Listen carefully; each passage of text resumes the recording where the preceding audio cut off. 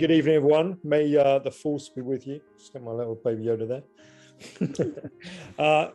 Well, I've got a story today to start off with when I was at school, because one of the things I realized about this phrase, Jesus, I'm the light of the world, is I always imagined Jesus said that in the middle of the night somewhere and he was holding a lantern. I don't know about you, but John 8 is the story we're going to look at today, where Jesus doesn't say, I'm the light of the world in the middle of the night. He says it at the break of dawn, which I'd never realized before. So we could go to that.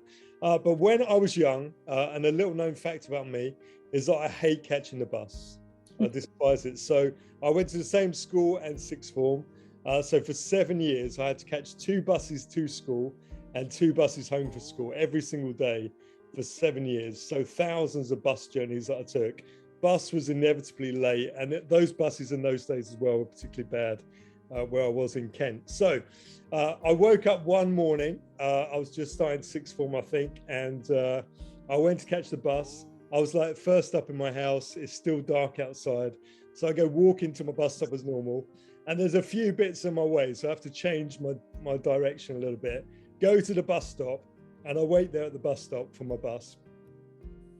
And I'm like typical teenager, my brain's not functioning fully, so I'm just standing there like I've done for the last 5 years, waiting for my bus, tutting away to myself, and this bus hasn't arrived. And then like wondering when I'm going to get to school. And then after about 15 minutes, I realized this bus wasn't coming anytime soon. And I started to look around, then I realized there were no cars coming up and down the road at all. There was nothing moving, which was unusual. So I thought about it. I thought, I haven't seen a car come up or down the road at all. So I wonder what's happened. And I looked further down the road and a couple of trees had blown over. And then I thought back to my walk in the dark, that I'd seen some more trees blown over. And then I thought, there's no cars moving down this road. There's no bus coming. I can go back to bed. So I walked home and I did. I just went back to bed because I thought, there's no way I'm going to get back to school. And that was the day of the great storm in Kent when famously 6 oaks in Sevenoaks blew down, leaving only 1 oak. And I didn't have to go to school for about the next week and a half because there were trees everywhere that had to be chopped up and cut up. So that's my little great storm story. I remember it very well. I actually went to see the 1 oak that was left in Sevenoaks, before it met the fate of its fellow trees, and it was a nice day trip. So that was me, and at dawn anything can happen. And this story in John 8 is like as everyone's just waking up. Do you see what I mean? That everyone's blurry-eyed like I was at the bus stop. This great drama unfolds in John chapter 8 before everyone's eyes, and it's after that John records that Jesus is the light of the world. So John chapter 8 says this: at dawn Jesus appeared again in the temple courts where all the people gathered around him, and he sat down to teach them. The teachers of the law and the Pharisees brought in a woman caught in adultery, and they made her stand before the group and said to Jesus, "Teacher, this woman was caught in the act of adultery. In the law, Moses commanded us to stone such women. Now, what do you say?" They were using this question as a trap in order to have a basis for accusing him. But Jesus bent down and started to write on the ground with his finger, so writing in the sand. And when they kept on questioning him, he straightened up and said to them, "Let any of you who is without sin be the first to throw a stone at her." Again, he stooped down and wrote on the ground. At this, those who heard began to go away one at a time, the older ones first, until only Jesus was left. With the woman still standing there, Jesus straightened up and asked her, "Woman, where are they? Has no one condemned you?" "No one, sir," she said. "Then neither do I condemn you," Jesus declared. "Go now and leave your life of sin." And then it says, just after that, Jesus spoke again to people, "I am the light of the world. Whoever follows me will never walk in darkness, but will have the light of life." So never grabbed me before that this story was at dawn. And obviously it wasn't just a woman caught in adultery. There must have been more than one person to be involved, but she was the one brought to be stoned. And there you have it, that you've got this tragedy of sin, the fallenness of sin, combined with the weight and the wall of judgment coming together once again, a bit like the prodigal son and the eldest son. You've got the fallenness on one hand and the judgment on the other. And Jesus comes as the light of the world into that age-old situation of who's going to win, judgment or grace. And Jesus comes and brings light. And who knows what he was writing in the sand. Some people say that he was writing down some of the sins of people that were circulating around, or maybe even names of people they might have had a fancy for themselves, this sort of thing. We don't know what Jesus was writing down. It could have been anything. But one by one, they all knew that they'd fallen short of what God had called them to do. And so they knew they couldn't condemn this woman any more than the person next to them, because they knew that they had also sinned. And so they walked away. The oldest first, it says, the ones old enough to know that they should know better. And then the younger ones walked away too, leaving her, just stood with Jesus.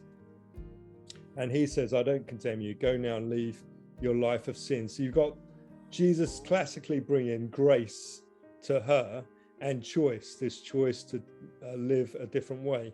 And then he says, I'm the light of the world. Whoever follows me will never walk in darkness, but will have the light of life. So I think for me, what's fascinating about that is that Jesus just brings dawn, the sunrise, into this woman's life, that she was literally facing the stones of death a few minutes before, and now Jesus speaks, writes in the sand, and the sun has risen over her, hasn't it? That she's gone from being in the middle of darkness, about to meet her fate, to suddenly having the full ray of the sunshine shine upon her, and the grace of God reach into her heart, and the dawn has literally come. And at the moment, we're seeing the dawn, the sunrise, more often than we probably normally do, apart from Richard, who's up in the middle of the night. But a lot of us don't always see the sunrise all the time, do we? But at the moment, because it's so late, we see the sunrise. I want to encourage us that as we see the sunrise through these winter months, because it is really dark through the winter, isn't it? But as we see the sunrise, to really take into our own hearts that Jesus comes with the light of the world, that he comes to bring light where there's darkness, where there's sin, but also where there's judgment and stoniness and bad attitudes towards other people, that Jesus comes with this grace and life coming in. We've been doing, Lynn's mum, Vic's mum and I and a few others, been running this bereavement course through the winter. And we did one during lockdown, and people have had just a really bleak time because they've been grieving their loved ones, but they've not been able to see their friends and families in the same way, not been able to mourn in the same way or gather because of lockdowns or because of disconnections. And so it's really been bleak for them, really, really bleak for each one of them. And one of the people on the course, we had the last session this week, to come to the end of it. And when you're doing those courses, because we've been doing it online, there's some painful moments when people are processing painful thoughts internally. You can sort of see it online, not quite as good as you would in person, but you know people are really wrestling with the pain they're feeling around the bereavement. And that went on for 6 weeks. On this 6th week, one of the people said, I'm starting to think that there's light at the end of the tunnel. You know, after weeks and weeks and months of feeling this darkness and this bereavement, that she'd started to just see the light of life come to her. So I said then, well, that is the message of Advent, that the light of the world has come into the darkness, stepped down into the darkness to bring us light. And that's the dawn that we're looking for. I was reminded of, do you know that little phrase where they write on the wall, God is nowhere? We used to do this in the school assembly as well. God is nowhere. And people say, oh, yeah. And then, but you separate the W and the H. Can you see where I'm going? So instead of God is nowhere, it's God is now here. And that for me is like the light of the world, that at times you think everything is black and bleak. God is nowhere. And then just with a little glimpse of dawn, that separation between the WH, suddenly God is now here. And that's what's happening in this passage. But that's the message of Advent, that just when we think that we've lost our cause, we've lost our case, and that God is nowhere, that no, he says, no, here I am. God is now here. And Nikki read out John chapter 1 earlier, which says, you know, the light has come and the darkness will not overcome it. So as we go through this season, I think it is a really dark time for many people. I did in school, I was telling the leadership team, I ran an art competition in one of the schools just to say, express how you're feeling inside. So I said you could write a song, you could sing a song, you could write a poem, draw a painting, you could do a dance, whatever you want, and just express how you're feeling inside. And so these young people, I've got quite a few entries coming through. But as they came through, I thought, I need counseling after reading these things. Like, a lot of the thoughts are really dark and suicidal and oppressed. And the good thing was, like, obviously each person's had their name on their competition entry, so I could follow up with each of them as to how they're doing. One kid was from Afghanistan, so she's come from Afghanistan in August. So you can imagine how horrendous her year has been.